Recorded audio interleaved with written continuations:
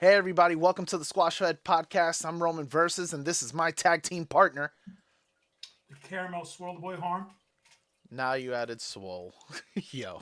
I said it's swirl, first of all, not Oh, swole. I heard Swole, and then you went like I also this. think you said squad fest again. I said Squash. I don't think you did. Ah, It's okay. You can leave this in there. Hilarious.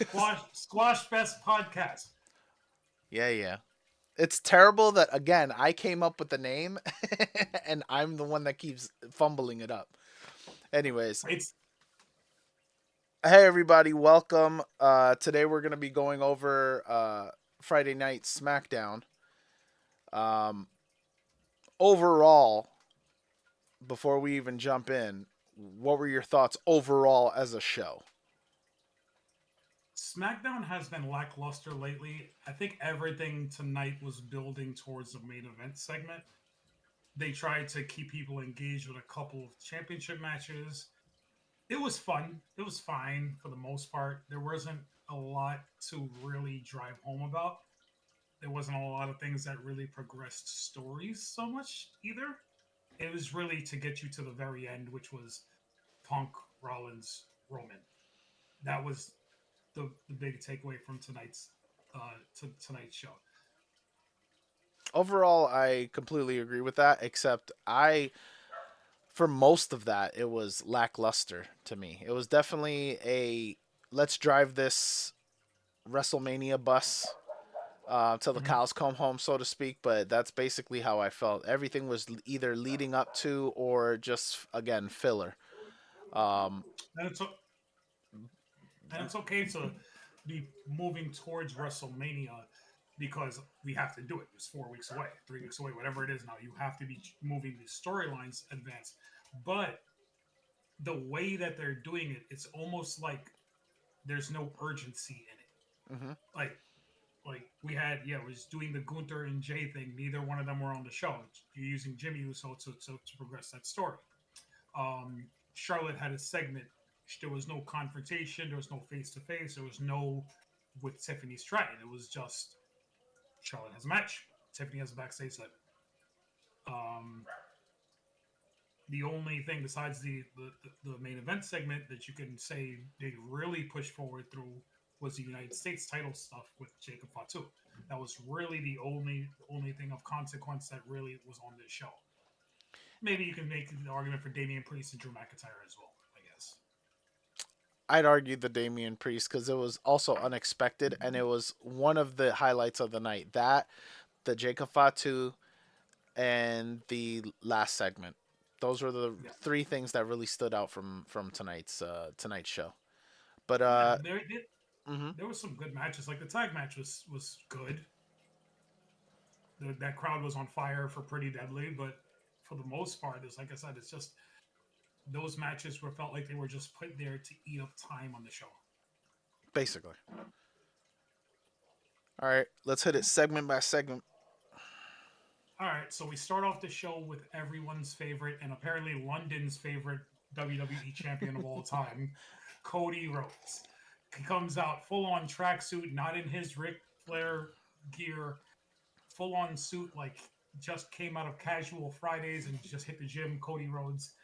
Um, I put a note in here and it's dumb. Does his neck tattoo seem like it's getting bigger? like, like every time I see that thing, it's like gigantic. I never noticed it in AEW. I noticed when he got it, but then it seemed like it was getting larger over time. No, I I don't know think it's not I don't think it is, physically but yeah. possible. Imagine if he's just like adding to it. Yeah. All right. So he gets in the ring, doesn't really say anything. Starts talking about how he's going to face John Cena at WrestleMania. Before he can say anything, he's interrupted by his friend, his mentor, 14-time World Heavyweight Champion Randy Orton. And Randy Orton is fought for 5 minutes. Can we say glazing on this podcast? I'm okay with it. He was completely Okay. glazing the hell Yeah. out of him. Us as 38 or 39-year-olds shouldn't say glazing anyway, but he was. That's exactly what he did. He was glazing Cody Rhodes, telling him that Cody is the reason for where WWE is. Cody is the reason these shows are packed out. Cody is all these things. that Cody had gigantic, massive balls for leaving the first time, going on the indie scene, going and starting AEW. He didn't say AEW by name, but that's what he was alluding to. You Yep. you, you did great things around the world, and you came back, and you came back bigger than I ever did. I disagree with that. I don't think Cody Rhodes' his accomplishments are higher than Randy Orton's accomplishments because that's what Randy said. I think what But he meant was not in terms of in WWE, his accolades. I would also make the argument that Randy Orton has done way more, but I think he meant overall for the business. okay, That's because what. That's how I took it. I took it as he's done more for the business overall. okay, because when he said that, it hit me. I'm like, you're a 14-time champion. Mm-hmm. You're gonna go down as one of the greatest wrestlers of all time. Mm-hmm. You cannot say Cody. Yes, he's a world champion now, and I'll make the argument that Cody right now is more over as a star than Randy Orton ever was at any individual period in Randy Orton's career. Mm-hmm. But he's not Randy Orton. Stop that. Yeah. Um, So but he basically all culminates with when it all settles, when it's all done at WrestleMania after you beat John Cena, after I beat and punt Kevin Owens, just like Cena's coming for number 17, I'm coming for number 15. And Cody kind of acknowledges him, but Mm-hmm. he also is like, I felt some hesitancy in Cody when Randy said that Mm-hmm. because that's your mentor. Yeah. That's the guy who trained you in this business and is one of your best friends. For him to come at you and say, I want to end your title reign so I can add to mine, I think like Cody took a little bit of that to heart. Mm-hmm. So that happens. And then Drew McIntyre comes out right away. I was gonna say just when you And think maybe Cody might talk, yeah, that's just when you when. think Cody might cut a promo and say something, Drew McIntyre comes out. Of course, because why not? And because why not? Drew McIntyre needs to he interrupts more people than Punk. Yeah. He's the king of the whiners. Yeah. As much as I love Drew, and he makes good points when he's talking, He does make good points sometimes, but yeah. he's a king of the whiners. Yeah. So he comes out and says to Randy Orton, does not really acknowledge Cody, does call them Nepo babies at one point, referencing Dusty Rhodes and Cowboy Bob Orton, but comes out and he's talking to Randy Orton and says, Randy, you've only been back since Royal Rumble. Mm-hmm. You were on the shelf for months. You Yep. haven't done anything since you've been back. Who are you to jump the line and take a title shot? And he's And completely he's completely right. he's well within his right to say that. He's absolutely right. Yeah. So then he looks at Randy and says, "You know what I think when I see Randy Orton? Mm. I think he looks like $1,000,000 outside, but on the inside, Inside. your back is destroyed, and I'm gonna be the one to break it." Mm-hmm. And then he focuses his at Cody Rhodes, and Cody still doesn't cut a promo.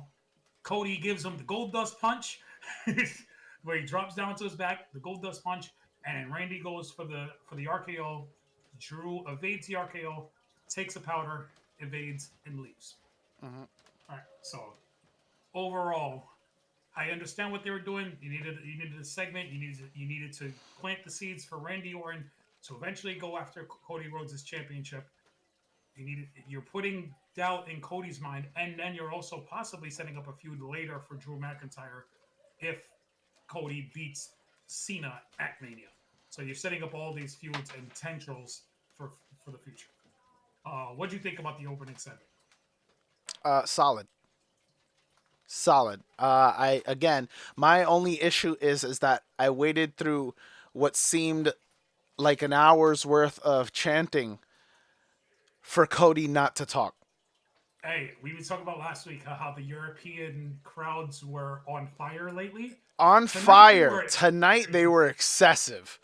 Tonight it was so weird. Like Cody, it was like 6 or 7 minutes of Cody Rhodes, and then Randy Orton gets in the ring and they start singing his song. Yep. And then he starts talking and starts glazing Cody, and they start doing Cody Rhodes again. It's like this segment was it was very long. It was very long, and the crowd was they're having fun, but they were making it about the London crowd. Yep. They And were definitely a huge distraction, but again, you like to see it. You like to see the excitement. It's better than having those dead crowds, um, 100%. and still better than the American crowds because for the most part, the American crowds were just so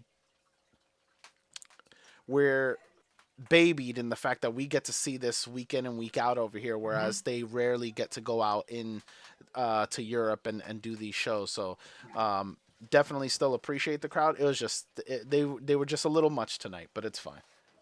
Yeah. All right. So after that, we get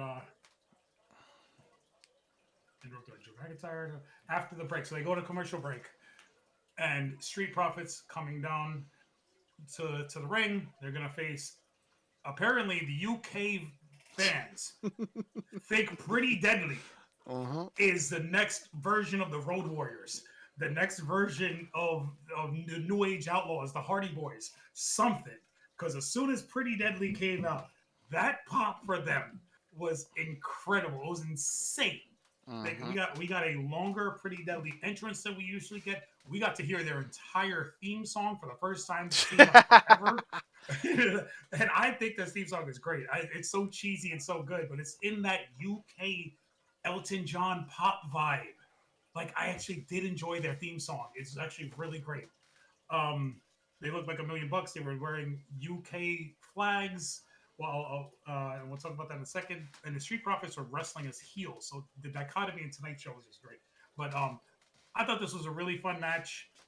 They had Pretty Deadly have a really great showing.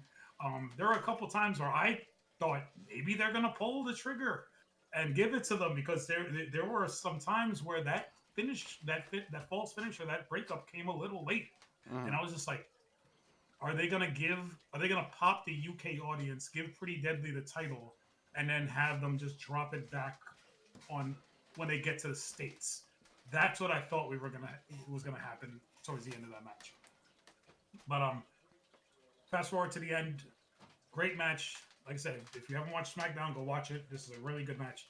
Montez goes up for a frog splash. Uh, Blonde, Pretty Deadly. I'm not going to remember their names. Braun Pit, Pretty Deadly is the is the legal man That's his laying on their official name going forward is Blonde Pretty Deadly and what is it? Are you going with Brunette? brunette. Okay. Brunette, And Pretty Deadly. Brunette Pretty Deadly. Okay. Yes. So Blonde, Pretty Deadly is in the ring, laying on the ground, waiting for the frog splash. He's the legal man, Okay. and Brunette, Pretty Deadly comes in and nudges him out of the way to take the bullet for his teammate. It's a brilliant move. I don't even remember seeing somebody do that. I've seen teammates lay on top of the other teammate, but to just roll your partner out of the way to take the spot for him, really great. Um, they fast forward about a minute.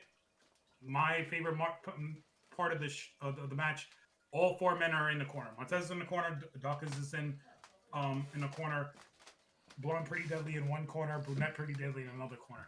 And Dawkins lets out a hyena scream. And they all run to the middle of the ring. I can't describe it any other way. It was a hyena scream, bro. Okay. Like, they all bum rush to the middle of the ring. They did that. Blonde, They all did a flip. they Flippity all flip. did some, yeah. Blonde Pretty Deadly jumps in the air and hits Montez with a spear. Brunette Pretty Deadly, and it might be the other way around, but one of the Pretty Deadly, whatever. Brunette Pretty Deadly jumps over Uh-huh. Blonde Pretty Deadly as he's hitting the spear to do a European uppercut, and he got some height on that. Like he vert jumped over him to hit a uppercut on Montez. Amazing spot. I was like, they're gonna do it. I really felt in that moment they were gonna win the titles. Um, they brawl for about a minute or two. Street Profits are in the ring. Dawkins is no Montez is the legal man. No, I had right first time. Dawkins is a legal man with Brunette Pretty Deadly. Blind tag by Montez. Uh, Dawkins puts Brunette Pretty Deadly on his shoulders, and they hit a blockbuster, Doomsday blockbuster from the top rope for the win. And they cut to Blonde Pretty Deadly on the outside, just looking distraught, while the crowd gave them the "This Is Awesome" chance and the standing ovation. Really great match, like I said. Go out and watch it if you haven't watched SmackDown yet. For a match this is the highlight of the night. There are promo segments later that you must see, but for a match perspective, this is my highlight of the night. This was really great. I was just happy to finally have some attention clearly being given to the tag division, Mm-hmm. um, and also for it to be the first match of the night, and it was a very good start to the show. Um, the unfortunate part is not nobody really lived up to how that opening started. That's what it is. Mm-hmm. They started really strong with that match, and Montez Ford, the Street Profits in general, they always you give them time and they can work. They can work with 100%. anybody. They really look great in the ring. Um, I agree with you. This match was definitely the highlight of the night in terms of matches. And it just makes you want to see more. It makes you want to see, okay, what else can they do? Um, and hey, let's focus more on the tag division. Let's get more tag matches out there. And again, it's not even the matches because I know they'll throw one in here, one in here, one in here, but it's also where's the story? Give me story Yeah, for the tag division. You know, 100%. All right. Yeah, no, that was great. Like I said, the tag division for so long, and I would go back to before Bloodline. That's when it really felt like something. When you had Usos and the New Day really fighting for the tag titles. But we're talking about two teams. They didn't really have a division. You had two really over teams going for that, and everybody wanted to see them. They always had really great matches. The Bloodline saga was the worst thing in the world that ever had happened for that tag division because a it became a prop and a storytelling device more for hey, Roman needs the Usos to keep these titles, right? But there weren't true feuds, right? It's like the Usos were just central parts of the overall saga. So then when they took them off and they gave them to when they gave them to Kevin and Sammy, like there was no direction for those titles. They've been flipping them. But then before they split them, they were flipping them between the Judgment Day, Kevin and Sammy, and just whoever else it went to, and then they split them. It's good to see that, especially on SmackDown, they're actually trying to build tag teams. Raw, not so much yet. Raw, but they you still also have some work to do. you I was gonna say Raw. You also have a much more stacked card. Yeah, Um, so there's not a lot, but yeah, definitely on SmackDown, and it's always been that way where one is stacked in one way or another. So you highlight certain things on the other show. You know what I mm-hmm. mean? So SmackDown can definitely be the home where you focus more on tag teams. Um, they just haven't pulled that trigger yet.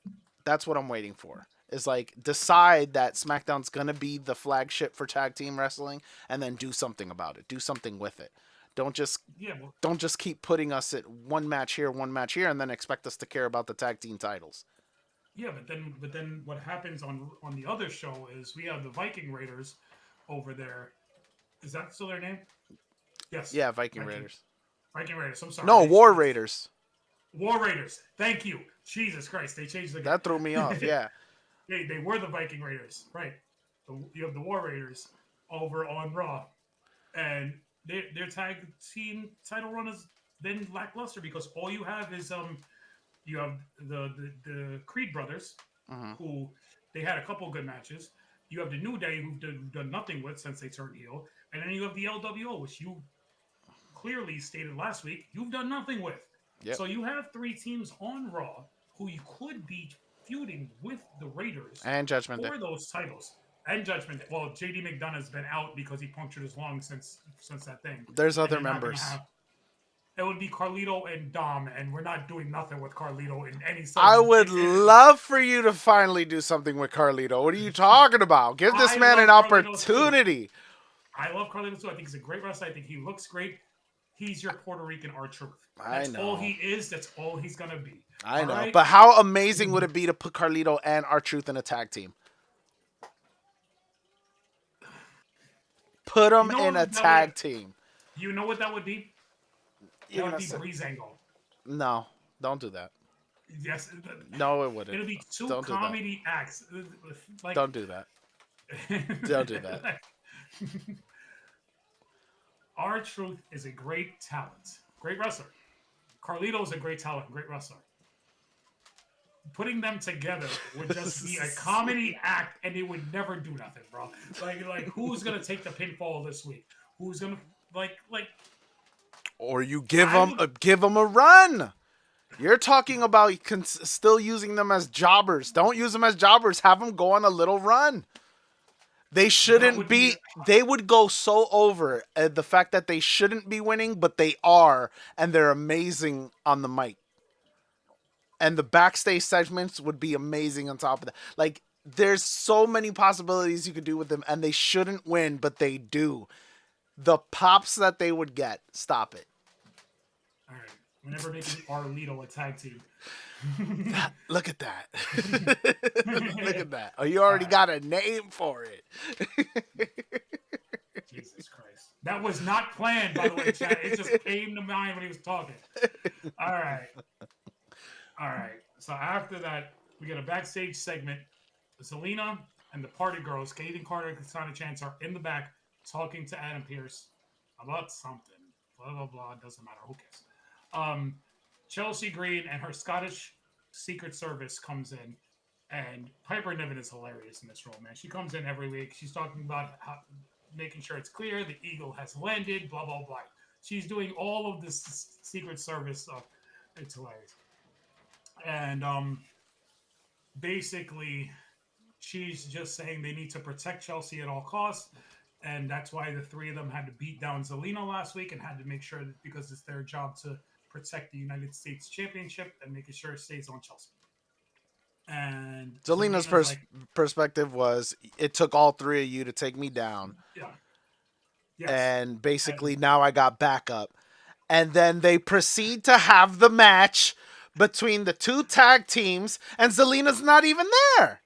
I thought it was going to be a 6-woman tag tonight. I I thought it was going agree. to I be. thought it was going to be a 3-on-3 matchup right off rip, and then all of a sudden I'm like, "Oh, okay, so it's a 2-on-2, which is fine." But then again, you had two superstars stick up for Zelina and say, "Hey, we're here to even the odds." But the odds were never even because Zelina never showed up to the ring Yes. the same way that Chelsea Green did. Like Yes. that just I feel like that was a major fumble. Like no one thought, "Hey, this doesn't make sense." This went through so many people to get on air and nobody thought, "Hey, she should probably be out here, not join the match later when it's too late." But then you don't get her music and the pop of her running out because she's a little Puerto Rican midget. First off, they premiered new music and it's trash. So why do we need to see that? And then second, I'm supposed to believe she's gonna come in after the demolition that happened at the end of the match, and she's gonna come in and save everybody. And that, like, no, that was never gonna happen. You literally, the two people that were there to even the odds are already hurt after the match. They're not gonna be able to do much, and then you're coming in with your 4 foot something self. I was gonna say, can we call it? Can we call their trio name 12 Feet of Fury? I can't. They're all Like they're all tiny. they're I all agree. tiny. I agree. But again, like you expect me to believe that she's gonna come in there and she's gonna wreak havoc. Don't get me wrong. They highlighted her for a few seconds where she came in, she did her thing. But again, it's her versus three, and you haven't built her up at all Since she's been there. since she's been here, since she's been with the LW. You haven't built her up at all for me to believe that she's going to take on three people and look that strong. It just didn't happen, and exactly what we thought was going to happen happened. And that's my Yeah. disappointment with that match. Okay, That so entire segment of match was just it was it was done quick wrong from run. the beginning. Quick rundown. Women's tag match starts. Scottish women wrestling in full-on suits. Nothing of consequence. The heels win through distraction because Chelsea gets on the apron, bumps us. One of the party girls. It doesn't matter who. Bumps Chelsea off the bumps Chelsea off the ring. Piper Niven hits the. What did she hit? She didn't hit the senton. She had a super kick to win the match. I think she hit a super kick to win the match. She hits one of the party girls with a super kick. Oh yeah, super kick gets the pinfall. The three heels start beating down the party girls. That's when Zelina comes out to make the save. Zelina has a shine moment. She takes on the Secret Service. She starts to hit Chelsea Green with the code red when she's set up for the code red. Another super kick by Piper Niven, senton splash on Zelina. The Heel end. stand over Zelina. Yeah, That's the end of the facts. segment. Like you're setting up Zelina to be the underdog and potentially take the United States Championship off of Chelsea Green, but you don't. You're not making it believable that she can actually do so. She's the super underdog. She's this tiny little thing who needs to overcome the odds. I get it. You want to turn her into a female version of Rey Mysterio. But that being said, if she's not logically if the storyline doesn't make sense, no one's gonna get behind it. No one's gonna care. And what's gonna happen is you're gonna have Chelsea Green go on the long United States title reign, and no one's gonna care. And it sucks because Chelsea Green is a very talented performer, and Hmm. she can even being a Weasley heel who never wants to fight, she can make that title into something because when someone takes it off of her, somebody like well, Naomi's a heel now, but somebody like a Jade Cargill in a few months. Let Jade get through this Naomi feud. Have her be the person to take the United States Championship off of Chelsea Green, because that's somebody who's believable, who can stand up to the entire team and really make her look like $1 million with a championship. Hmm.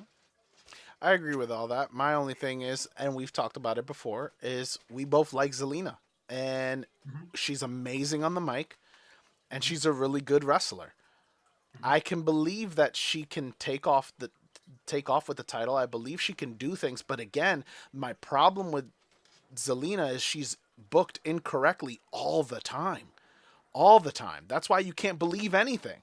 Because no matter Right. how good she looks, story wise, they still keep screwing her over, so to speak. Like no matter what they do, she always comes off looking weak.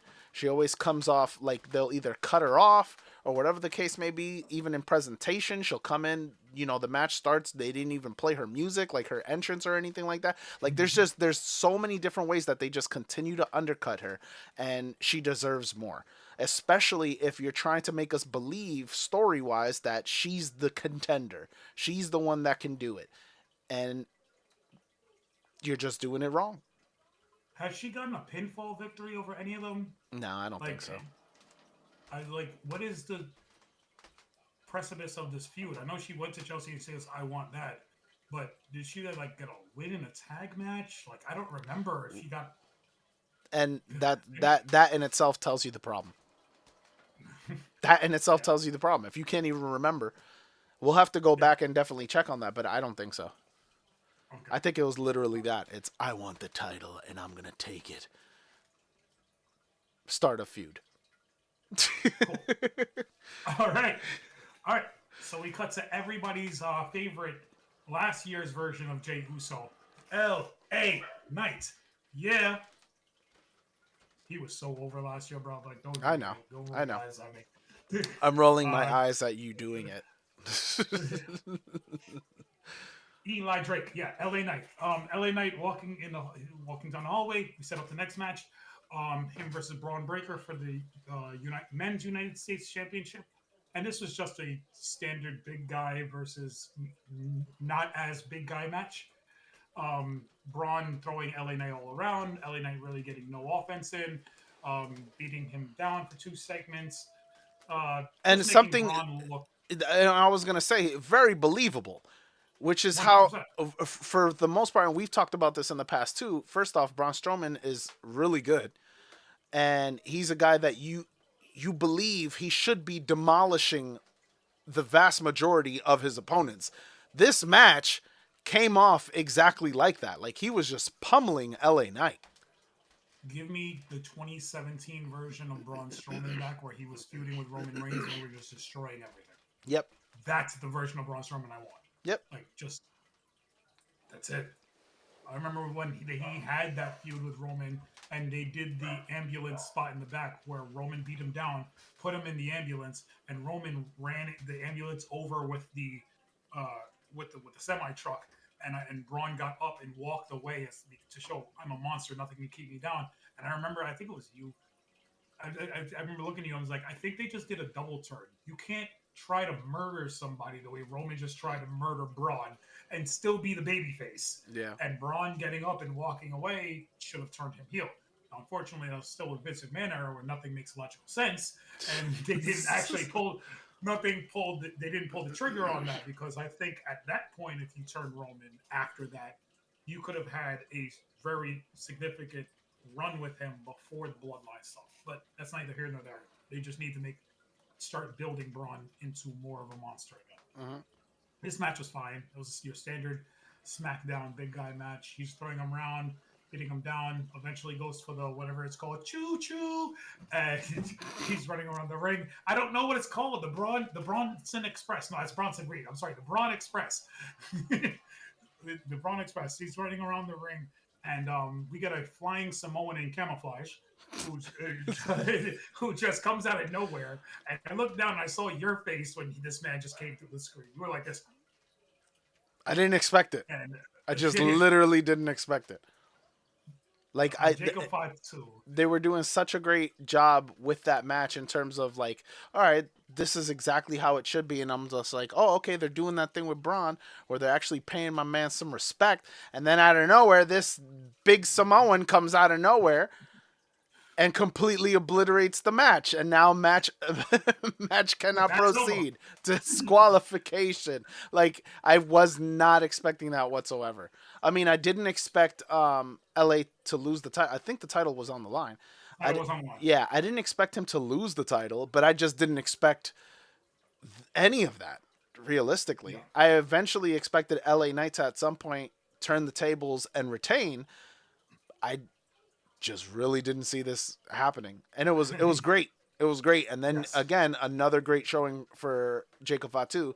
He just then destroys him. Yeah, so Jacob Fatu comes out, attacks Braun, puts LA Knight, like hits LA Knight a couple times, gets him out of the ring. I think he slams him on the announce desk so that way he doesn't come back. He was already super hurt, so he was. Yeah. That was it.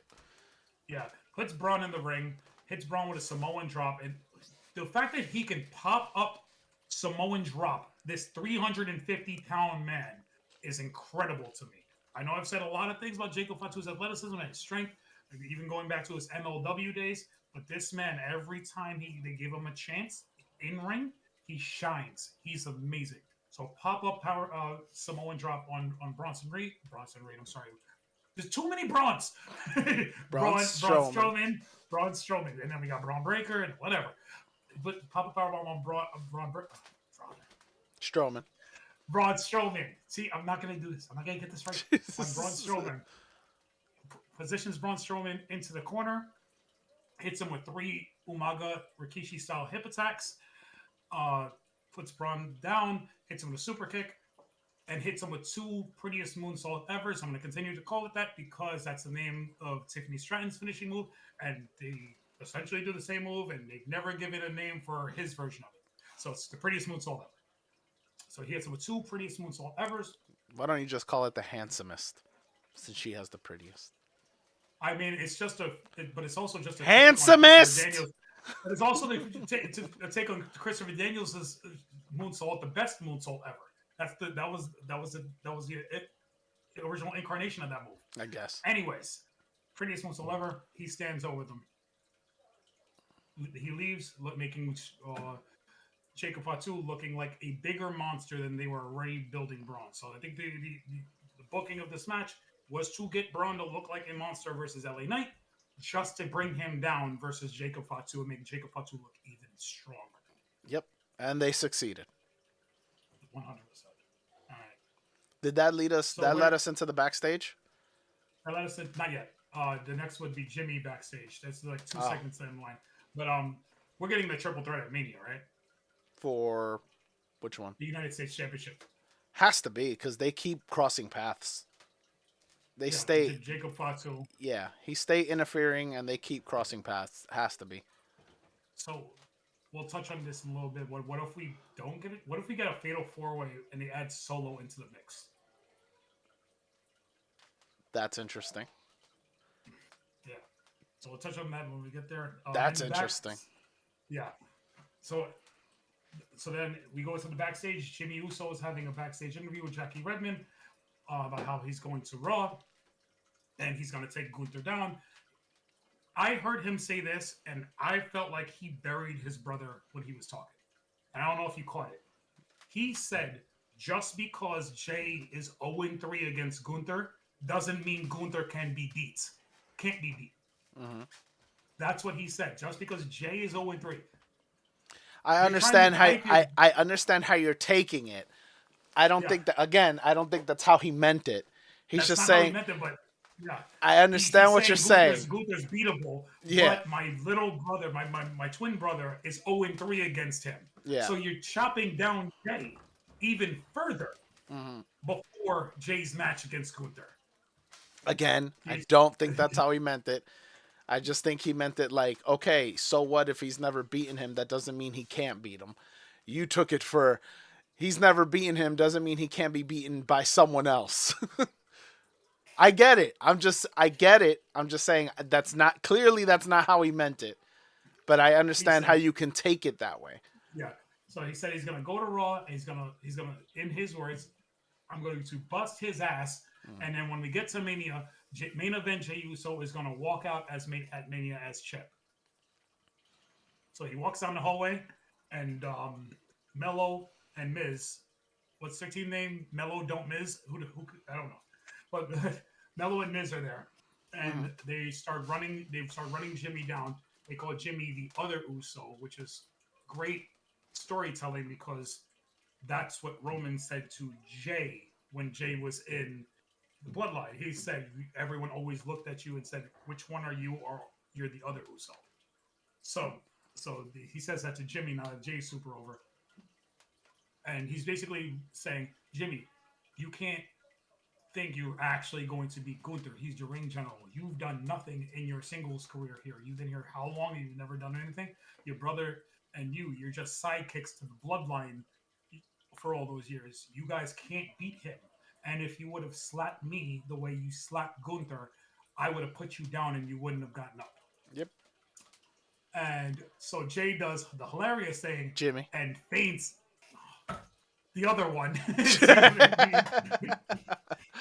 I was waiting Jimmy, for it to happen. I was waiting for you to get him confused. Jimmy Uh huh. does the hilarious thing, and he feints a slap Mm. towards Miz, and Miz, like the coward he is, Mm-hmm. ducks and hides. And Mello just looks at him and is like, "You can't be serious right now." Jimmy says, he laughs and he says, "I'm gonna go to Adam Pierce, not Adam Pierce, the other one, Nick Aldis. I'm gonna go to Nick Aldis, and we're gonna make a match tonight, me and you later tonight, when we get that match later on." That's when we get Jacob Fatu coming out of the break, walking down, and he's confronted by Tamatanga and Solo Sokoa.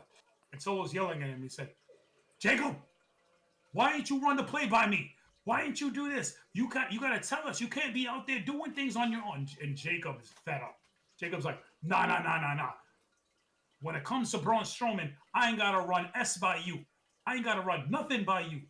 It's like, I'm gonna do things the way I do it. I don't need to run. I don't need to run plays by you. I don't have to do whatever.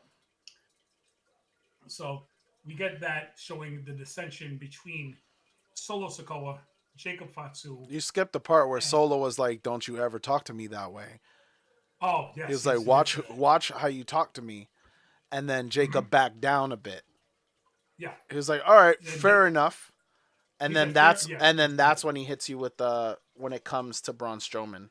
Yeah, yes, he did. I But told you I got to be I fair just to the thought it was fans. good because again, it seemed for weeks that Jacob's starting to take over, Mm-hmm. right, as the leader, Yeah, and then Solo putting him in check and telling him, "Don't speak to me like that. Don't speak to us." And then he kind of backed down. I yeah, thought was perfect because again, that's it's yeah, showing that there's still a power struggle in their yeah. dynamic. Whereas Jacob's getting super over. no, 100%. But my only problem with this is you could have done the same thing with Solo. My issue is, and I'm not talking about in terms of mic skills. Jacob is like light years ahead, Mm-hmm. but they're very similar. Mm-hmm. Granted, Jacob could do a lot more athletically, but I'm just saying in Yes, terms of like their character, yeah, it's they're very similar. You could have done a lot of this with Solo You didn't. Now I'm interested to see, okay, that dichotomy of them going back and forth of who's really in charge. I'm more interested in them fighting for control than I am with Finn and Dominic. Okay. I just Yeah, haven't seen because enough of it, and we're still missing which one's the one that's injured. Tangaloa. That one. I want to see what happens when they're full, when all four of them are back. How do you know his injury He or how long something with he's the out? shoulder.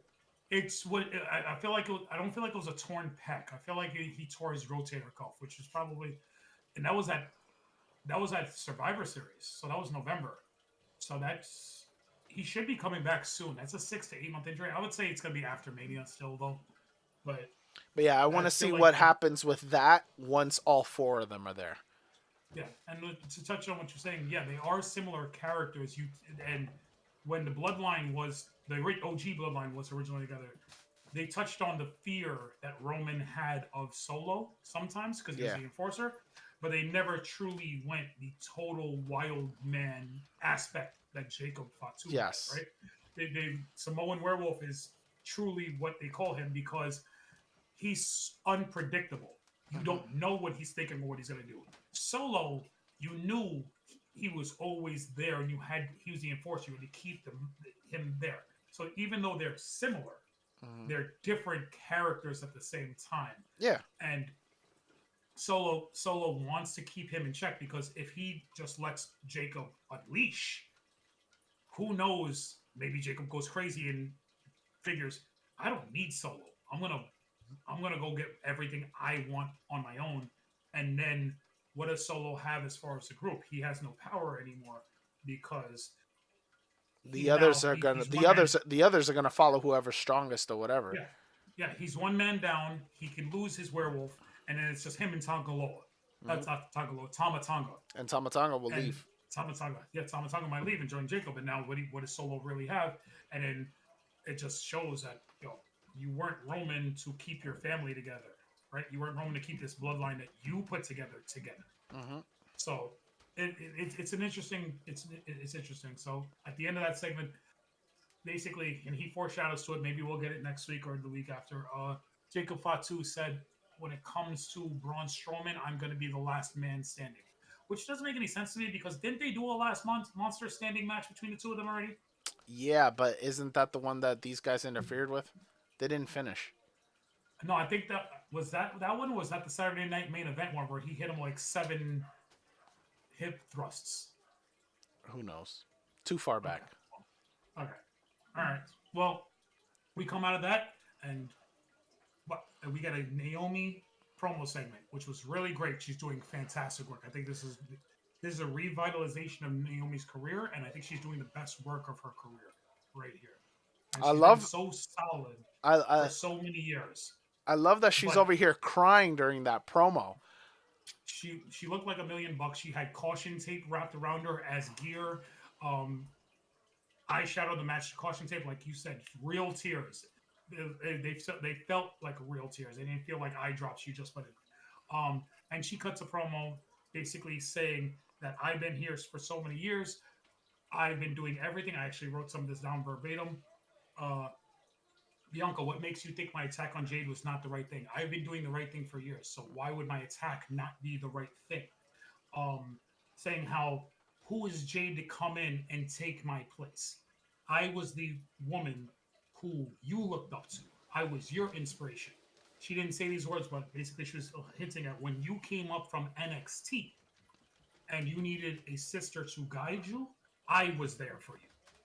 So now this next person comes in and she doesn't say it, but she's your best friend. She's the woman you won your tag team championships with. I'm not the person you looked at for that. You went to somebody else. I've been here too long. I've been too nice. I'm done being nice. I'm done being undervalued. I'm done being underappreciated. And then she says to Jade, "Don't get in my way or proceed with caution." So great promo in the little 2 or 3 minute segment. I made me care more about Naomi than I have in years. Mm-hmm. She's And here's the great thing about things under Triple H that are different than things under Vince. Yes, your heels are heels, but your heels are real people I was gonna with say they're real human. real emotions and real reasons to why they're doing the things that they do. They're not just I'm bad guy, I'm going to beat you down. Oh, this is what I want. I want that title There's and I don't real care who I'm motivation. There's this. real feelings. Mm-hmm. There's real all those different things that again build a character. I agree Yeah. with you, 100%. Okay. So we get out of that and Jade Cargill standing there with Nick Aldis. By the way, Nick Aldis was all over the TV screen tonight. I haven't seen this man in what seems like 2 months on TV. I have not. I don't. You like when you watch Raw. Adam Pearce is everywhere. He's losing his mind. Yep. Nick Aldis has not been on a SmackDown for what seems like 6 weeks. It Like hasn't. Nick Aldis is I all. know it hasn't been that long, but I understand what you're saying. Nick Aldis was talking to Jade. They really don't say anything. She basically says, after Naomi's beatdown on me last week, I've been looking for her all week, and she's not even in the building tonight. Blah blah blah. All right, I'm gonna go find her another time. So she walks out, and Michin and BFAB are there, and they cross paths with Jade. They have a little talking to. Mia Yim Michin just tells Jade, what Naomi did to you was wrong. You need backup. We got your back. They go to okay, so we go to commercial. They come back. Mia Yim, BFAB get to the ring before anything can happen. Blindsided from the back by Naomi. Hmm. She takes them both down. She does a great job with the beatdown. She's actually at one point it looks like strangling BFAB over the announce desk, and she did something that only a true veteran would know to do. Jade's music hits. Naomi doesn't react to Jade's music Nope. at all. At all. Too much times the heels stop doing what they're doing because of the music, and they react to the music and wait for them. She doesn't stop the beat down. Nope. She continues beating down B-Fab. She continues strangling her while Jade's running to the ring Hmm. and doesn't stop until Jade is within arm's distance of her and then runs away. Yep. So I thought that was a little thing that Naomi did that no one would really notice, but I noticed it was fantastic. No, I thought that whole segment was good. The only thing I didn't like was, to your point, they're within arm's distance, and I understand the why because you mentioned it as we were watching. But why the hell did Jay just stop? For me, I would have kept chasing her out of the arena or whatever, or at least even for a smaller distance, and then came back and checked on everybody. I understood I your get what you. point is that she's the face and she needs to check on her friends and the people that stood up for her. But for me, when they brought her back, when she came back from her injury, she was livid. Mhm. She was enraged. She was incensed. And then Mhm. now I just feel like it's dwindled. And I feel like that shouldn't be the case. I feel like she should be just as pissed. Just keep her going. Keep that momentum going of like, I am irate. I am livid. I cannot think of anything else except for this getting to Naomi. That's just how I feel. That's the little thing that bothered me. But to your point, I understand why they didn't do it that way. But she also they didn't do it that way, but they she also needs to show that the two women who just said to her in the back, We got "We're your gonna back. have your back regardless," that she's not abandoning them for her own personal feud, I right? got you. So she needs to stop and check on her friends and make sure she's okay. And in her own mind, she's probably like, "BFAB's really hurt. I need to help her. I need to, and then I'll get to Naomi when I get to Naomi." But I get what you mean. She could have had Naomi, but they went to Uber Babyface. Hmm. We're out. So Jade helps. So remember this was supposed to be a medium Charlotte Flair match. Supposed to be. Jade gets. I mean, they get to it No, eventually. I know. I'm saying Um, it's supposed to be, and then you're just like, how could this match even continue? Oh, they yeah. continued it. Yeah. We'll get to that in a second. Jade helps beat Fab to the back. When they get about halfway up the entrance ramp, Charlotte Flair's music hits. And Because she at did that not point, care about that beatdown. She came for a not even a match, little bit. and she was gonna make sure she But this is got what makes Charlotte Flair the GOAT. She doesn't care about anybody else. She no never 100%. has. I get it 100%. It She's was like, great. I'm promoted for a match. Yep. I'm having my match. Like, I'm the queen. I don't care about anything else going on in this division. Facts. I don't care who's the champion. I don't care anybody else. I'm the queen. You're not taking my spot off the show. Like, Facts. so they have this great moment where Charlotte gets down the ramp. Jade lets B-Fab walk up with security or referees, whoever's helping her up, and you have a face to face between Charlotte and Jade Cargill, and they just look at each other up and down, and it's really amazing because Jade Cargill, I'm not saying she's the in-ring equivalent of Charlotte Flair, not by a long shot, but I would the say physical, presentation. Yeah. I would yeah, say physical the, and presentation. She's the equivalent. mhm. She's the equivalent of Charlotte Flair. They're about the same height. Yep. She's a little bit more muscular, but those might be the two most athletic women you have in that division. I mean, you add Bianca and Rhea in there as well. Yeah.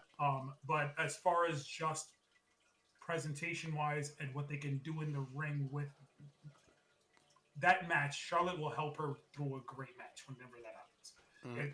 I really believe that. But they have a great face to face. I was gonna say or not because Charlotte tends to beef with people in real life, so who knows? That only happened once. No, happened multiple times. She's It terrible. only happened Continue. with Becky. It only happened with Becky, and they turned that beef into a real good match. They looked like they were beating the crap out of each other in that match. All right, so like we said, this match shouldn't have happened. We had the beat down by Naomi. The ref should have said we can't have this match happen. But Mia Yim is in the ring doing the I'm good to go, I'm good to go, holding onto the second rope. And here's my issue with this. We had the pre-match beatdown. Mm-hmm. You have a 14-time women's champion in the ring, and in many people's estimations, the greatest women's wrestler of all time. Mm-hmm. Why was this match? I can look up the timestamp, but it felt like it was 10 to 12 minutes Mm-hmm. for this match. It did not need to be. This Mm-hmm. match could have been 3, 4, 5 minutes. Establish Charlotte as dominant. Mia Yim is already hurt. Establish her as dominant going into Mania and her feud with Tiffany Stratton. Having her struggle to beat a person who's already beat down Mm-hmm. does nothing to make her look good going Nope. into Mania. And you can make the other argument. Charlotte Flair doesn't need anything extra to look good because of the history. But you have to remember she was out for 2 years. Mm-hmm. There are wrestling fans who may know the name of Charlotte Flair, but young fans who have just started watching wrestling because they love Cody Rhodes or because they love Rhea Ripley. I'm talking about the 5, 6, 7, 8-year-old boys and girls who have probably never seen Charlotte Flair wrestle. Why do I care about this Ric Flair's daughter wearing a peacock robe coming to the ring and can't beat Mia Yim? Facts. They did a great job of building up Mia Yim for no reason. Mia That Yim was is my so takeaway. great. No, I know she's great, but what I'm saying is that the whole point of this is that you're supposed to build up Charlotte for her match at WrestleMania, and instead, what you actually did was make her look like she's struggling against somebody who's already beat up. On top of that, it's Mia Yim, who is a jobber, pretty much. As She's the great as Dolph she Ziggler. is, she She's the Dolph Ziggler of the women's division. exactly. You just made her struggle against her. You made her look terrible out there. But Mia Yim looks fantastic. All right, so we're gonna fast forward to the end of the match. Mia Yim has Charlotte leaned up against the steps, the ring steps. Goes for a punt kick. Charlotte evades. Mia smacks her foot on the steps. Charlotte rolls her into the ring. Hits a little like that move where you drop your knee into the other person's knee when they're laying on the ground, and then immediately puts on the figure eight. Mia Yim taps out. Charlotte Flair stands over her, victorious, and they cut to Tiffany Stratton in the back, also with Jackie Redmond cutting an interview. Jackie Redmond also all over this show, like everywhere. I felt like She she had was. like 5 interviews. She did. Like, She did, everywhere. though. All right, Tiffany interview. It was a long-winded promo. So if you watched SmackDown last week, it was a side-by-side between Charlotte and Charlotte and Tiffany Stratton. Might as well have been. Sorry, like it's just my brain is still on the Charlotte and Tiffany Stratton side by side last week, and Charlotte made her look like crap. Yep. Charlotte talked over her the entire time. Charlotte told her you're just a carbon copy of me because you're young, you're blonde, you can do moonsaults. You're just new to this business. You haven't done anything yet. I'm a 10-year vet. I'm a legend. I'm a 14-time champ. That's why at WrestleMania you don't have what it takes to beat me.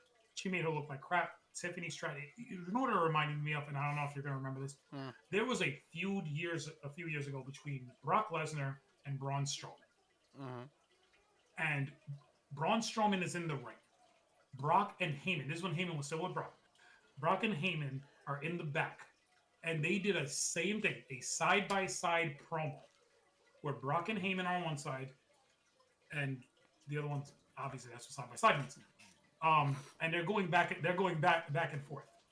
Heyman's talking for Brock, and Braun's trying to talk to Heyman. First of all, you're talking about David versus Goliath. You're talking about Paul Heyman on the mic versus Braun Strowman.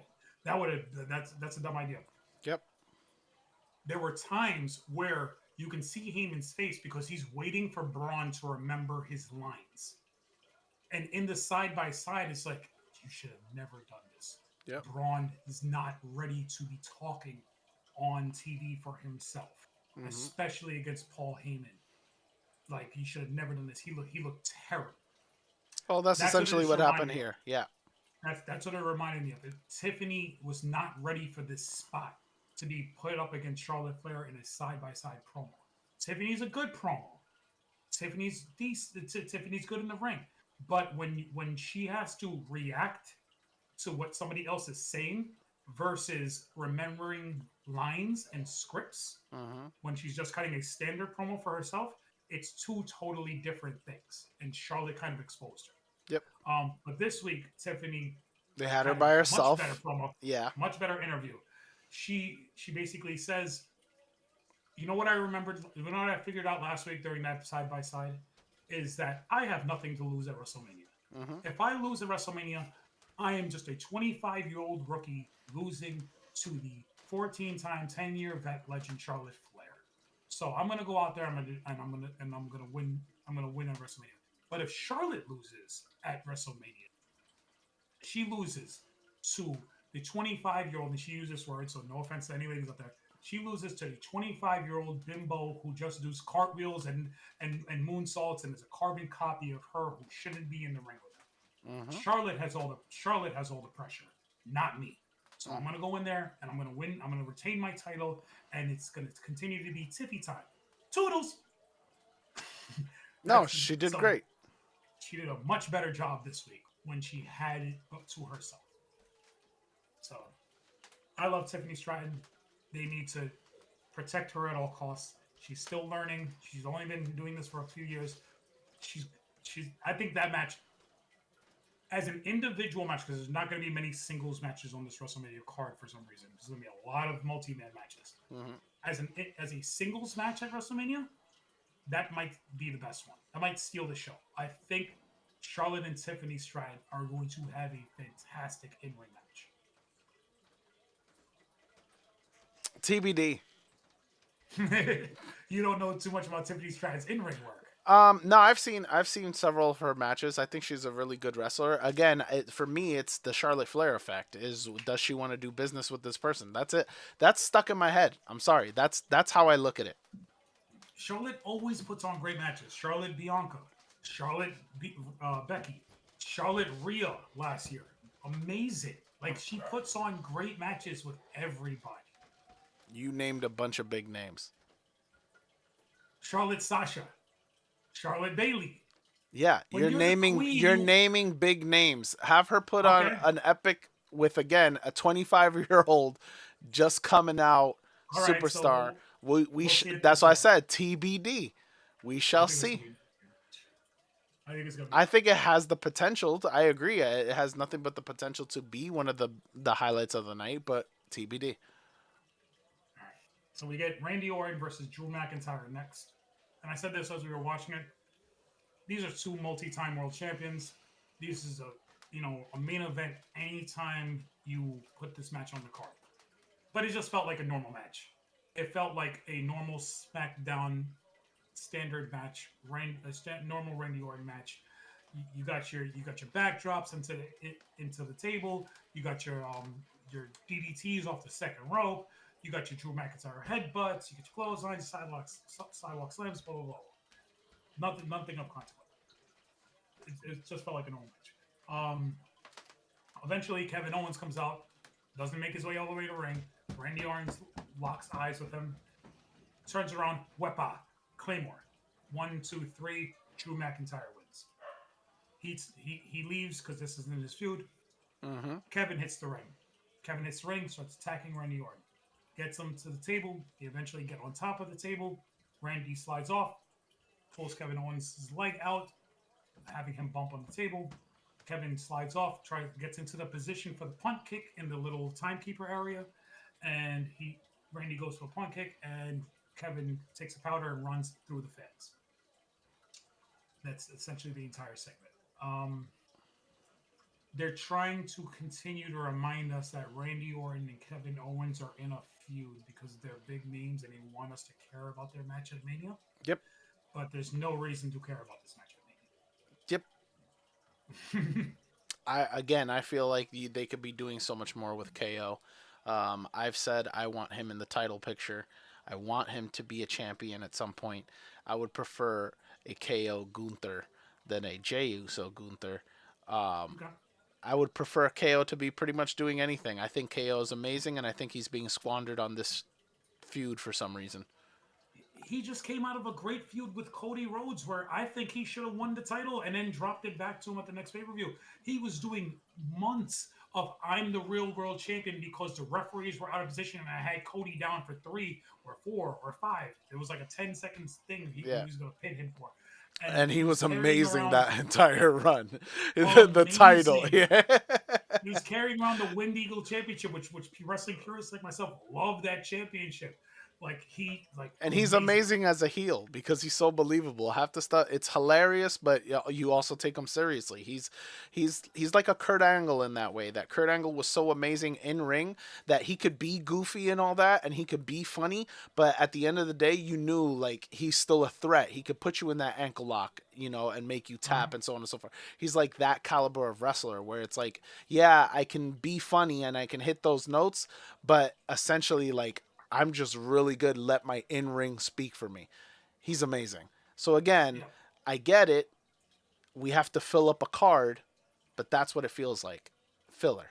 yeah, yeah. Between a former not United States, former Universal Champion and a 14-time World Heavyweight Champion. That's what we're getting. We're getting a WrestleMania match between two former world champions who no one seems to care about, Yep. which is sad. Yep. Okay, so we get out of that. We get Jimmy and Miz. Jimmy and Miz up next. Before that happens, we get another video package from the next luchador making his debut. And this Ray one was a little Phoenix. bit more Ray Phoenix. This one was, they've done this the last 2 weeks, hinting at it, showing you his tattoos, showing you his hand symbols. This one, they did the full on reveal with the face. And we're getting Ray Phoenix next week on SmackDown in Chicago. And I think they wanted to do this a while ago, but they had to get out of the European tour because I don't think Ray has a visa to work in Europe. That's Mm, probably why they waited for them to get back to Chicago next week so he can work in the States. copy. That makes sense. Which I'm excited for. He's gonna be Yeah, great. 100%. I've always liked Ray Phoenix, but there was some, maybe it's just the AEW aspect of it. It just sometimes he just felt like his matches, and the same thing I said about Penta on the last one, that very formulaic matches. Mm-hmm. I think being here, he has the potential. Penta's already super over, but I think he has the potential to be more over than his brother. I think Ray Phoenix actually can be that luchador that takes WWE by storm because he is super talented, super agile. He's got more size than Ray did, so he's not 5'3". He's probably closer to 5'8" or 5'9", but he's super athletic, and he's going to come into SmackDown and have really great matches with a whole lot of people. So we're getting that Ray Phoenix debut next week. So Jimmy Uso versus The Miz. Standard match, super kicks, standard Samoan. I'm sorry, like I like Jimmy and Jay are good in ring workers, but I've been watching The Miz for 15 years. I've been watching the Usos for 12 years. It seems like now, maybe longer than that. I don't even. Their matches are formulaic. It's Samoan drops, super kicks. They all punch like The Rock, like, like. So just get to the end. Super kick, Uso splash, Jimmy wins just to put him over Miz. The match was too long. He shouldn't be struggling with the Miz, even though the Miz is a two-time World Heavyweight Champion. No, two-time WWE Champion. Sorry, not World Heavyweight Champion. Two-time WWE Champion. He and he main evented WrestleMania and beat John Cena. But he should not be beating. He should not take this long to take down the Miz. First off, This I match, made that point. I just want to point that out, yes, and you right away were like, "Hey, wait a minute, he's a two-time champion." Blah, blah, blah. So shut up. I was You don't saying get it to to you don't get to take my take now. All right. I all get right, what you're I was saying. saying it to troll you, Yeah, but the I Miz, get you what you're need to saying. keep the Miz. Yeah, you need to keep the Miz strong because he is that former champion. I'm sorry, you can't have your champions jobbing out A to hundred everybody with percent. the Miz. But again, to your point, he should not have won. Well, to my point originally, then to your point because you wanted to get on me. But yeah, he should not have struggled with him because again, we're supposed to believe that he's going to beat. We know he's not going to, but he's supposed to beat Gunther on Monday night, right? So Mhm. why is he struggling against the Miz?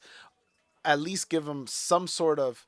He should have basically flown through the Miz tonight and then gotten his ass handed to him on Monday night.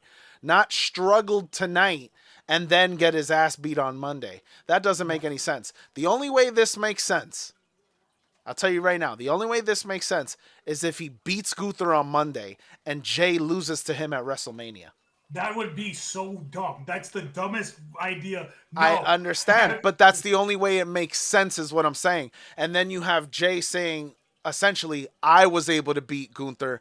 I mean, Jimmy. Jimmy able to beat Gunther, and Jay was never able to beat Gunther. That's the only way that makes sense. But again, then that goes back to your point earlier, which is you just buried your brother Hmm. through a promo inadvertently. So that's Hmm. what I'm saying. It doesn't make sense unless that's the plan. And that would be really stupid. Because Yes, for him to, you just wasted a Royal Rumble. yep. Uh, okay. No, the plan is going to be I Jimmy goes in the match. understand. You need to figure out a way to get Jay super amped up and angry so that way he believes he can beat Gunther. How do you do that? You have Jimmy go in, you have Jimmy get his ass handed to him. You you you have Jay come out to try to help his brother or try to motivate his brother. Something happens. Gunther either because here's the thing. Not only does Jimmy have to get his ass handed to him, you need to have Jay watch it. You need to have Jay actually see it. Jay needs to be ringside. Jay needs to be somewhere. He needs to be duct taped to a pole, handcuffed to something. He needs to be handcuffed to something. You need to have Ludwig come out and just blast Jay with a sledgehammer. Something to have Jay watch the destruction of his brother by Gunther. And Gunther needs to shit talk Jay while he's doing it. He needs to look at him and say, "Y'all think you can hang with me? This is what's in store for you." And like I said the other day, he needs to chop him until Jimmy's chest bleeds, till all those blood vessels are purple. It needs to be graphic That's not because happening, but yes, I you, understand what you you're trying to get at. I understand it, and I completely wholeheartedly agree with you because that's the only way that I'm going to believe that Jay beats Gunther is because yeah, he has that high motivation of you did this to my brother. I'm doing it for myself, mhm, yes, but also for the fact that you just did this to my brother. You completely dismantled him. I need to get that lick back. That's yeah, that's the only way I believe it. Because you've done an amazing thank job. you. Don't get me wrong, for years trying to build this main event, Jay, like trying to Jay get Uso, that in yeah, in my mind, and I get that, but I still don't believe it, and we're about what, less than a month away. Yeah, We're about 3 weeks. less than a month away, and I still don't believe that he can beat Gunther. Like under Okay, any circumstance, you need to pull the trigger on this, and you need to make him. I got to get my lick back from my brother. That's the only way I but believe it.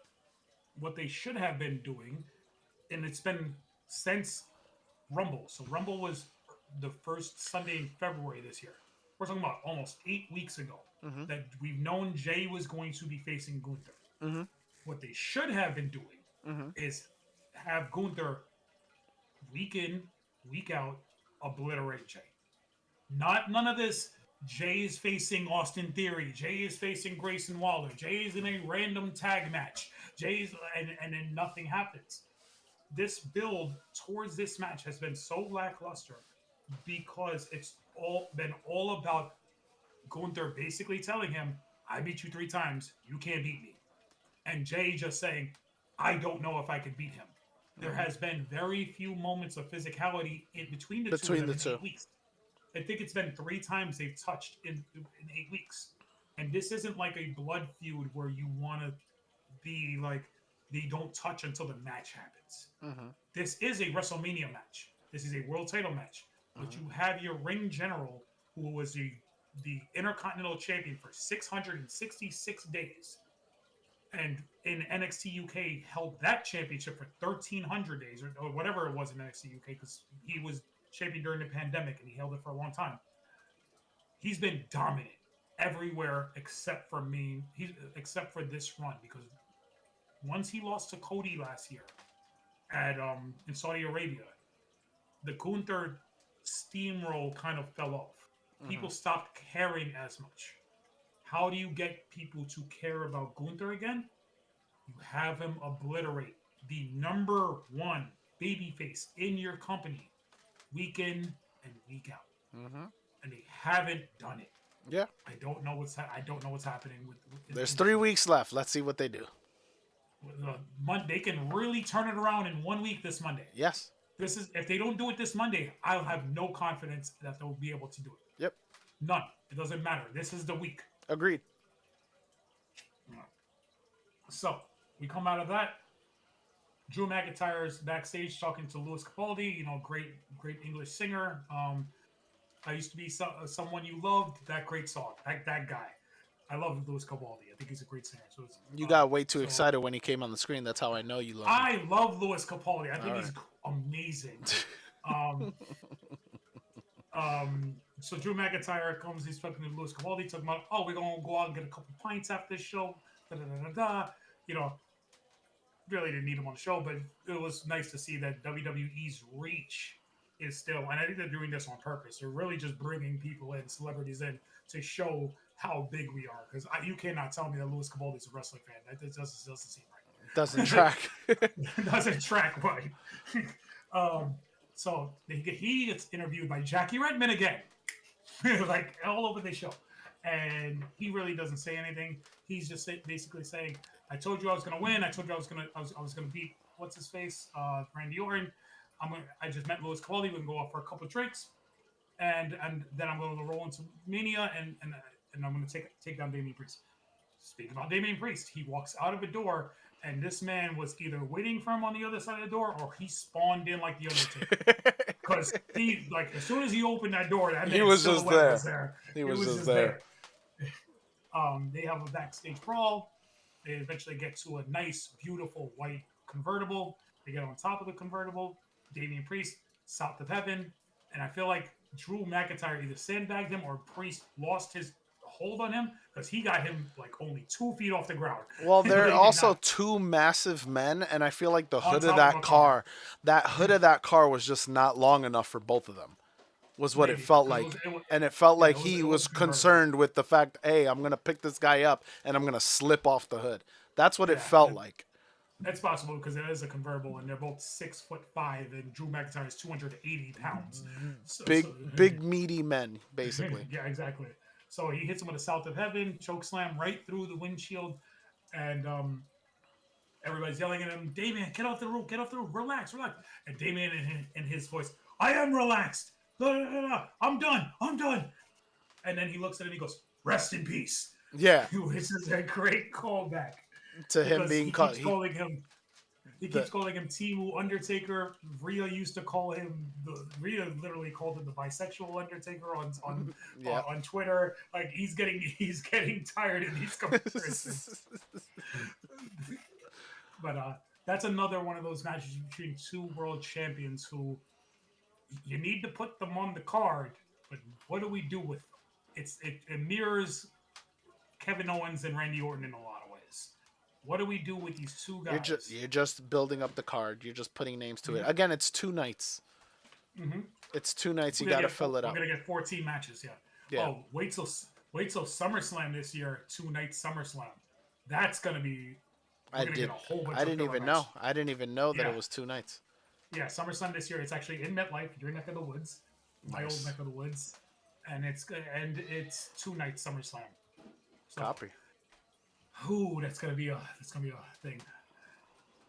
All right. So we get we get out of that. We get immediately to Punk walking backstage with with his security details. The same way we saw Roman and Heyman with security before. Punk's walking with security. He walks by Drew McIntyre, laying on the hood of that car, looks at him, and just laughs at him Which because of I their feud loved. from last year. Because of their feud from last year, Punk is just like, good for you. Like you did this to yourself. All right. So he continues to ring, come back from break. Nick Aldis is in the ring for the three-way contract signing. And what I loved about this segment was multiple things. The first thing I loved about this segment is Heyman and Roman come down to the ring.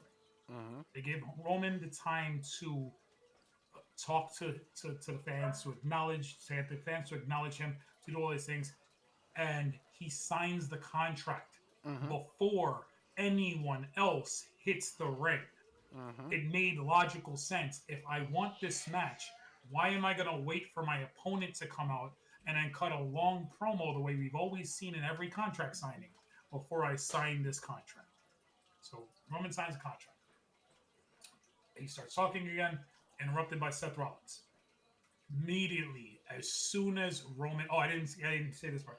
As Roman's there in the ring, the same way the crowd was chanting Cody Rhodes, Roman, they were doing Roman Reigns, Roman Reigns, and we got a really great Paul Heyman where Paul was singing singing. along with the crowd, and Roman gave him the mic, and Paul just sounded ridiculous but hilarious, saying Roman Reigns.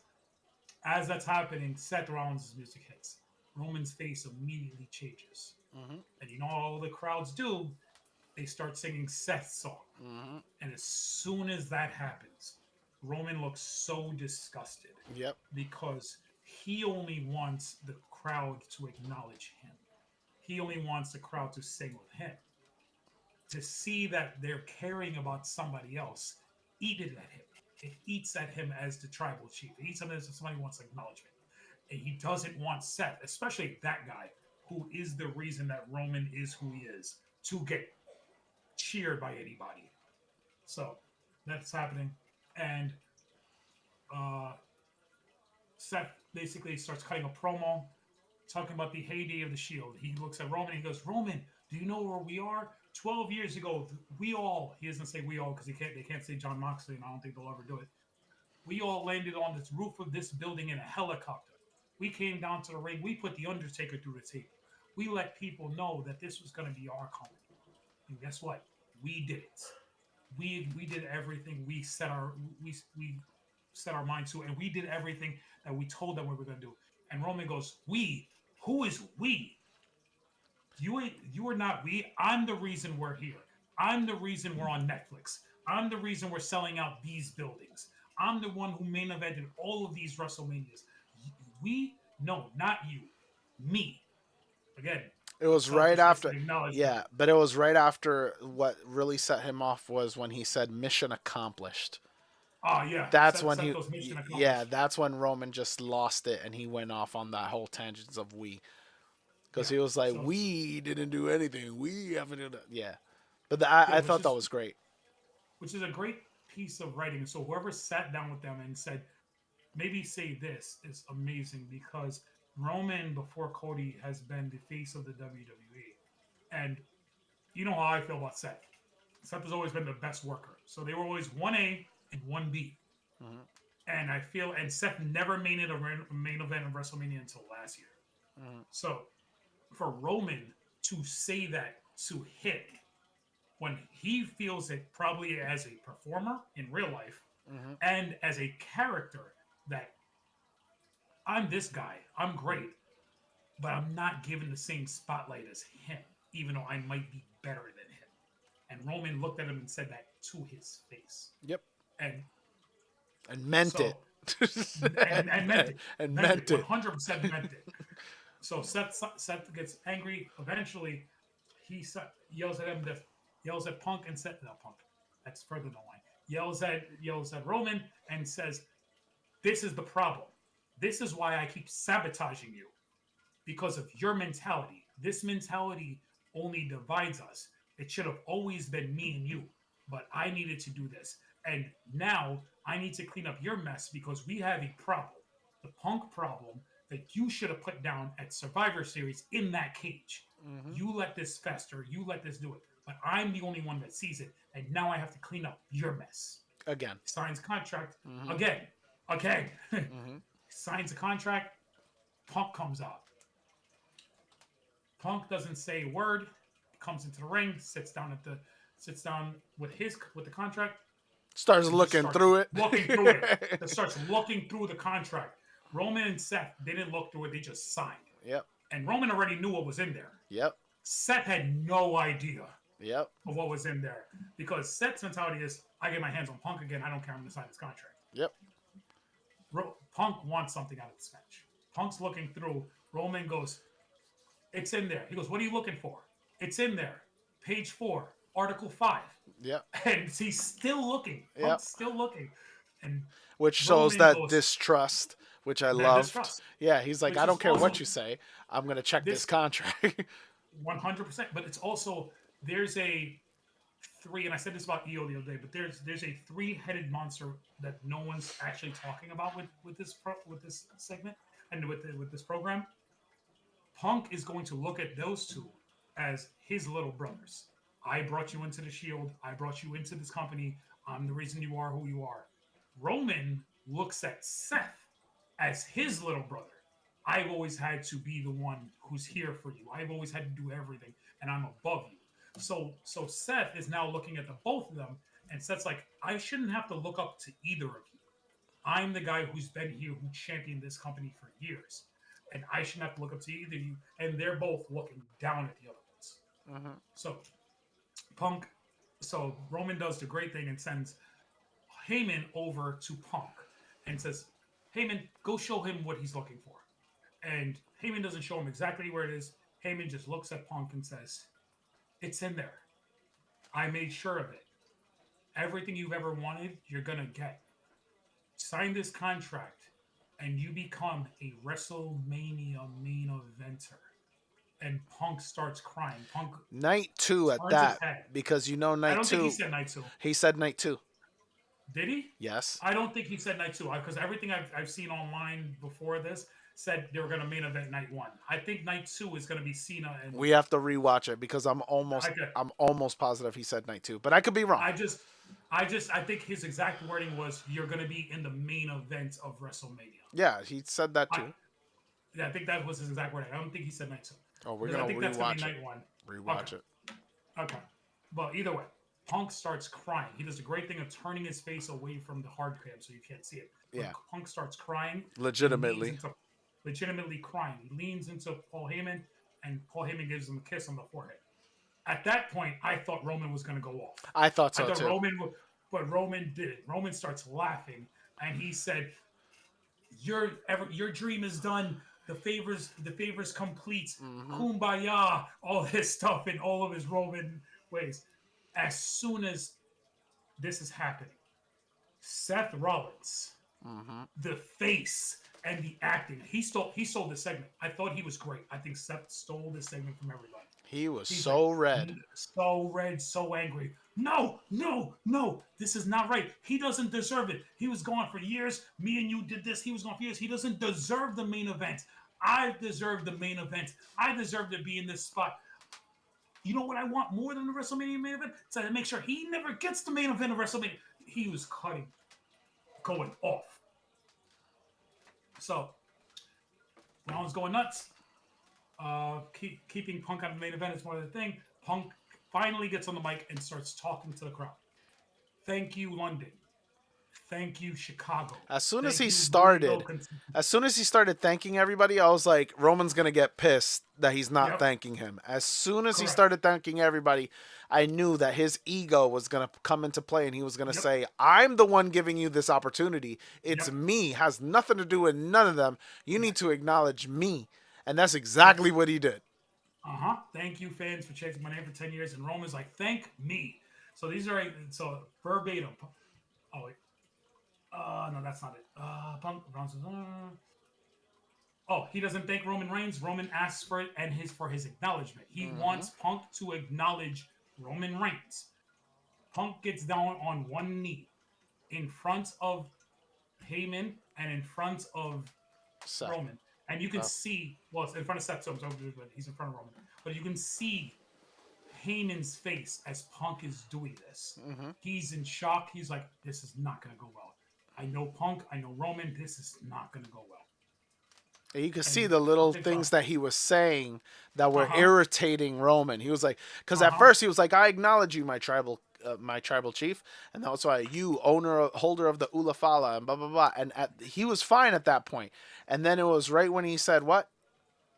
So verbatim, thank you, my tribal chief, holder of the Ulafala, the big dog. There it And is. Roman switched. Right when he said the big Switch. dog, and then he said, "Oh, I hope that's okay with you," or whatever. I hope that's And okay with you. and you see his face exactly Uh right huh. at that moment. He was like, "All right, now you're being sarcastic. Now you're Yes. playing around. Now you're Yeah. pissing me off." Like right at that Yeah. moment. Thank you so much for allowing me to be in your presence. Because of you, I will see you at the main event of WrestleMania. But that's not the favor I'm owed. Mm-hmm. As soon as he said that, Heyman's head went down, Yep. and Roman turned to look at Turn right. Heyman, Ooh, and the that show death went off stare. the air. Yep. Yep, the show went off the air with Roman just staring at And Heyman. that's how you end a show, because immediately we were just like, "Oh snap!" Like you instantly, like you left a show that just hit notches, didn't do Mm-hmm, too much, didn't build too much, had before this segment had two really good moments. Other than that, mm-hmm. another SmackDown, and then you end the show with something that now has us talking, has Yes, us because thinking now, about all the different things that played out in that one segment, and then you ended mhm, on that level. It was just like, wow, here we go, hitting another notch. Here we go, hitting another level. Here we go. Like, what can that be? Like, I can just imagine all the other fanboys still coming out with, because we all thought as soon as he said you're gonna main event, you called it last week. I believe in. I know you told me, but I'm not sure if you said it during the pod. I think you did. But the I think he fact, did. yeah, the fact that Heyman was gonna make it happen and make it that he was gonna main event, I thought that was it. Mm-hmm, I'm not thinking that's not even the favor, because again, Paul Heyman had to have played politics. Roman Reigns had to play yes. politics in order to get CM Punk involved and in the main event, which is all he ever wanted. So what's the other favor? What else could he possibly want? That's how you end The the show. only the only thing that comes to my mind is he's taking Paul Heyman. Heyman will leave Roman for Punk. That is the only thing that is coming to my mind Interesting. because that's the favor. I want my advocate back. I want the guy who was with me when I was champion back. Because there's nothing else Punk can do. There's nothing else Punk can ask for. He can't go to Heyman and say, "Heyman, you have to get me a world championship match." Yeah. Heyman doesn't have that power. Mm-hmm. The only thing is you're my you're I for lack of a better term, you're my advocate, and now I'm your tribal chief. You have to leave Roman. It. It's the only thing that currently makes sense, because if Roman had the title, then that's different, because then you can say the favor is I get a world I title want shot. yes. You know what I mean? But yeah, I agree. It could be that. But again, time will tell. But that was an amazing I, way to end the show. I heard this sentiment somewhere else. What if they do the swerve no one's thinking about, Hmm. and Heyman swerves them both and goes with Seth? That'd be interesting. They've never been together. No, and then you get Punk super pissed at Heyman. You continue the Seth feud, which I don't know if anybody wants to continue the Seth feud. That shit's going on way too long. Yeah. But you get, it's a way to get Roman and Seth really going in a singles feud, because they've done little one-off matches, they've done little things, so you've never truly had a singles feud between Roman and Seth. Because the when the only Seth, the only thing I don't like about that is I don't want it to feel like it's three men battling over another guy. Like okay, it's three men fighting for who gets Paul Heyman. Like that's the only issue I have with that. Like I don't want to see that. He's it's not Paul a Heyman, title. man. No, it is Paul Heyman. That'd be great if it was between three created characters that I created in WWE 2K, and the stipulation is whoever wins gets Paul. That would be amazing. But this ain't that. This is real life. Oh man, Paul Heyman on a pole match. I'm sorry. You put Heyman in a shark cage. What if they did that at Mania? No. You put Heyman in a shark cage above the match, and then three of them Didn't they just do stand that with above. Dom? He was above the cage. Yes, yeah, and then he broke out. Yeah. That was hilarious. He broke out and just sat in there because he's afraid of heights or some shit like that. I don't Yes, he remember. was scared of the heights. I remember I saw an interview he did. That's why. That's what the whole thing was. But yeah, overall it was it was just a solid show, but it had three really good instances, and that last segment was really what put it over. Yeah, that's how you build up a match. Who people have been saying that it's your three main eventers, the three of your biggest stars, but it's had the build for that match hasn't really been great. This is how you build that match, because now again the intrigue of, oh, I can't wait to watch SmackDown next week, because now you're gonna get Punk. Is Roman advertised for next week? I don't even know. You can't. I gotta look it up. But now you get a Punk and Rollins again. At least have that kind of meet for next week, and then what's the favor? What's the favor? What's the favor? And maybe we find out at Mania what the favor is. But I, it's but that's how you keep a show. What's next? What's next? Growly going crazy. I hear her in the background going crazy. Daddy hasn't been upstairs in a while. Um, but yeah, I mean, overall, like I said, really good show. Not really good show, but good show. Good, solid Yeah, show. Um, a lot of it was just propelling feuds and things for WrestleMania. A lot of it was filler.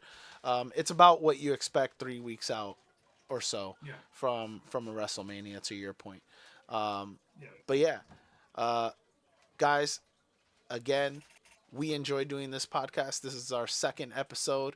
Me and the Mm-hmm. boy Harm would love for you guys to like, comment, subscribe, follow, stay in touch, stay in the loop, and comment. That's the most important thing. We want those comments because we want you guys to tell us how we're doing, steer the show right, and also, and most importantly, let us know as wrestling fans what you think about what's going on the shows. We just love to engage. We love to have these kinds of conversations. We would love for you guys to comment so we can have those conversations in the comments below. We will literally be there. Oh yeah, I agree. I disagreed it up. We love that discourse. So Mm-hmm. again, whatever you do, just make sure that you hit those buttons. Gotcha. And you could find us on Spotify. You just by searching the wrestling. If you're not watching listening to us on Spotify, if you see any of the clips on TikTok, if your Spotify is the Squash Fest Wrestling Podcast, on YouTube it's at Squash Fest Pod, and I believe on Twitch, on not Twitch, I heart. TikTok. Oh, No, on well, Spotify, iHeartRadio, Castbox, all the wrestling, the Squash Fest Wrestling Podcast. Um, and on TikTok, I believe it's also at Squash Fest Pod. Um, Getting good traction there on the few videos we have posted, that Roman has posted for us in the last few days. We're up to almost 200 views on some of them, and some likes. So the algorithm is working. We're getting fed to other wrestling fans. Let's just keep it going. We want to grow the channel. Like I said, hit us with as many likes and comments as you can on YouTube. Hit that notify bell. Hit the subscribe button so that way you know when we're coming. And on Spotify, just give us a follow and please rate and review because, like I said, that's going to be how we grow the RSS feed to get to more wrestling fans. So we want to grow as much as we can. Still brand new. We're gonna be doing this a long time, and we want to grow within the community. And as wrestling grows, so does our pod and other wrestling pods. So if you want to have the discourse with us, like you said, comment everywhere.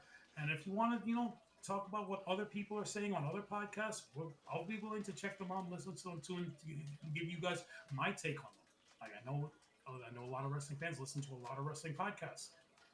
I listen to 3 or 4 myself. So let's make sure we're talking about anything that's going on in the wrestling world.